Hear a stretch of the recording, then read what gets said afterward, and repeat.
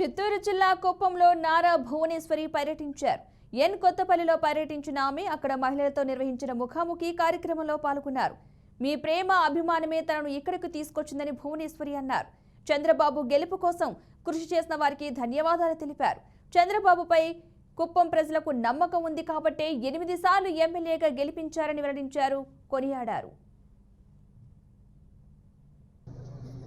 చంద్రబాబు నాయుడు గారికి కొంచెం మీరు ఓపిక పట్టి ఆయనకి టైం ఇచ్చి ప్రతి డిపార్ట్మెంట్ ఏది ముట్టుకున్నా దాంట్లో అంతా డబ్బు తినేసి ఉన్నారు ఈ వైసీపీ ప్రభుత్వం. అందుకే మీరందరూ ఓపికగా ఉండి ఒక 5-6 నెలలు ఆయనకి టైం ఇచ్చి తప్పకుండా మీకు దక్కాల్సింది అన్నీ ఆయన తప్పకుండా తిరిగి మీకు చేసేలాగా ఆయన తప్పకుండా చూస్తారు.